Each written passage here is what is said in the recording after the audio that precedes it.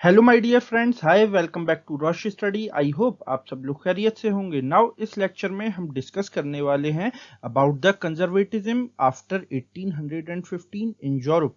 Europe में हमें 1815 के बाद एक फेज देखने को मिलता है जिसको हम बोलते हैं कंजर्वेटिज्म। नाउ तो आपको यहाँ पर काफी कुछ जानने को मिलने वाला है about the topic, but before starting my lecture आप लोगों के लिए एक क्वेश्चन और आपका सवाल है कि इन चारों रूलर्स में से किसने कांग्रेस ऑफ वियना ऑफ 1815 को होस्ट किया था।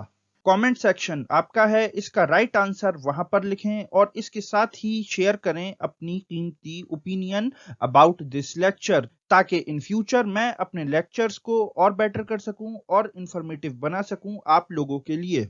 इसके अलावा और एमसीक्यूज के लिए आप मुझको फॉलो करें ऑन इंस्टाग्राम एंड ट्विटर, जहां पर आपको क्लास 10th एंड 12th से रिलेटेड बहुत सारे एमसीक्यूज मिल जाएंगे। तो चलिए हम स्टार्ट करते हैं आज का अपना topic. So stay with us because there is a lot to know, a lot to discuss. Now हम स्टार्ट करते हैं अपना lecture about the conservatism after 1815। Europe में हमें 1815 के बाद कंजर्वेटिज्म का पीरियड देखने को मिलता है। तो ये जो टर्म है कंजर्वेटिज्म, इसके लिटरल मीनिंग होते हैं पुराने ख्यालात का। तो यहाँ पर भी जो कंजर्वेटिव्स थे वो बिलीव करते थे in the restoration of traditional institutions, जैसे कि मोनार्की, चर्च। बिकॉज इससे पहले हमने प्रीवियस लेक्चर्स में डिस्कस किया था कि यूरोप में चर्च का रूल था और मोनार्की भी उसी के अंडर में थी। But after French revolution in 1789 in France, Europe में एक नए फेज की शुरुआत होती है और अब वहां पर जो लोग थे, जो मासेस थे, वो बात कर रहे थे इक्वालिटी बिफोर लॉ की और गवर्नमेंट सबकी कंसेंट से बनाने की। और इसी के चलते जो फ्रांस का 1791 का कॉन्स्टिट्यूशन था, वहां पर सिटीजन्स को दो क्लासेस में डिवाइड कर दिया गया और ये दो क्लासेस थे active citizens and passive citizens.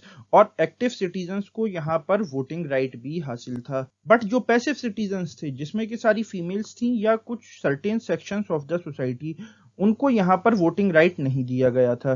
तो एक तरफ तो आप यहाँ पर ये देख सकते हैं कि यूरोप में जो आम लोग थे वो बात कर रहे थे डेमोक्रेसी की, वोटिंग राइट्स की, और जो स्टेट है उसके पावर्स को लिमिट करने की। But after the French revolution हुआ क्या कि 1794 में फ्रांस में आ जाता है रेन ऑफ टेरर, और इस गवर्नमेंट की वजह से फ्रांस के अंदर एक क्योस क्रिएट हो जाता है। तो जो नेपोलियन बोनापार्ट थे, जो कि एक जनरल थे इन द फ्रेंच आर्मी, उनको यहाँ पर मौका मिल जाता है थ्रो आउट करने का इस इलेक्टेड गवर्नमेंट को। और 1804 आते आते एक रेफरेंडम के थ्रू ये अपने आप को डिक्लेयर कर देते हैं मोनार्क ऑफ फ्रांस, और एक बार फिर से फ्रांस में मोनार्की वापस लौट जाती है। बट इस बार जो मोनार्की फॉर्म हुई थी ये थी कॉन्स्टिट्यूशनल मोनार्की, जिससे रिलेटेड पूरी हिस्ट्री हमने डिस्कस की थी मैंने अपने नेपोलियन बोनापार्ट वाले लेक्चर में। तो उसके लिए आप क्लिक करें ऑन द आई बटन या फिर नीचे डिस्क्रिप्शन में दिए गए लिंक को फॉलो करें। नाउ तो इसके बाद क्या हुआ, ये इंटरेस्टिंग चीज है। ये जितने भी पावर्स थे जिन्होंने कलेक्टिवली मिलकर नेपोलियन को डिफीट दी थी, ये सब मिलते हैं इन वियना, जो कि कैपिटल है ऑस्ट्रिया का, इन 1815।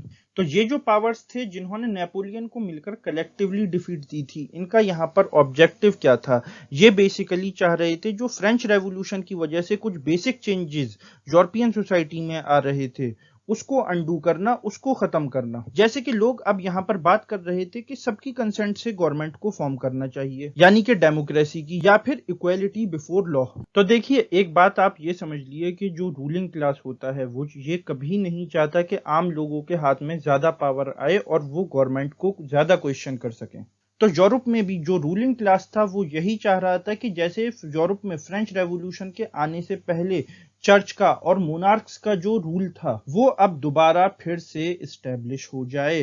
तो इस वियना कांग्रेस के क्या रिपरकशंस हुए? अच्छा, तो ये जो कंजर्वेटिव रिजीम्स इस्टेब्लिश हुए इन यूरोप आफ्टर 1815, तो हम ये देखते हैं कि इन्होंने यूरोप में क्रिटिसिज्म करने पर, गवर्नमेंट का क्रिटिसिज्म करने पर एकदम पाबंदी लगा दी। और इसके साथ ही साथ इन्होंने बहुत सी जगह पर, प्रेस पर, मीडिया पर रेस्ट्रिक्शंस इंपोज कर दिए और इसको सेंसर कर दिया। तो इन कंजर्वेटिव गवर्नमेंट्स के ये सब जो एक्शंस थे, इनको जो लिबरल नेशनलिस्ट थे उन्होंने यहाँ पर क्रिटिसाइज किया। और अब इन कंजर्वेटिव रिजीम्स से लड़ने के लिए यहाँ पर बहुत सारे लिबरल नेशनलिस्ट अंडर अंडरग्राउंड हो जाते हैं और सीक्रेट सोसाइटीज बन जाती हैं जो कि लोगों को सीक्रेटली ट्रेन करने लगी अपने आइडियाज को स्प्रेड करने के लिए of equality and the formation of government by consent.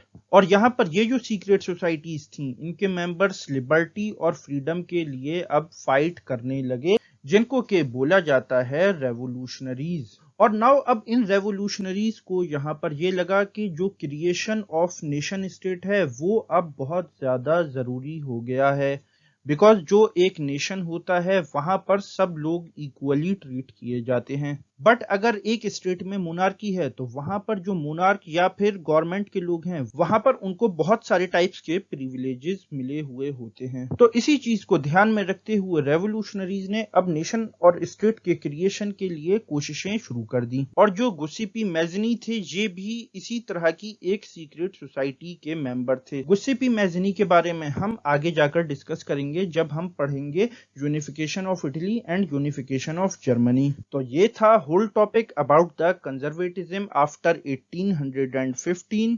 और नाउ अब हम वापस आते हैं अपने सवाल की तरफ और आपका सवाल था कि इन चारों रूलर्स में से किसने Congress of Vienna of 1815 host की थी। तो इसका राइट आंसर है A Duke Metternich. So this is the end of the lecture but जाने से पहले एक इंपॉर्टेंट अनाउंसमेंट।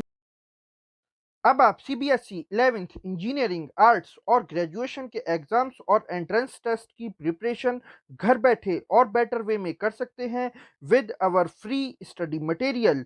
इसके साथ आप डाउनलोड कर सकते हैं वेरियस बोर्ड्स और यूनिवर्सिटीज़ के syllabus from our website tutorbasket.com। और इसके साथ ट्यूटर बास्केट आपके लिए लाया है यूनिक और premium test series with exciting offers. और इसके साथ रेगुलर अपडेट्स के लिए आप हमको फॉलो कर सकते हैं on various social media platforms such as Twitter, Instagram and Facebook at Rosh study. तो यहाँ पर आपको हमेशा की तरह काफी कुछ जानने को मिला होगा। Thanks for listening, have a good day, okay, bye.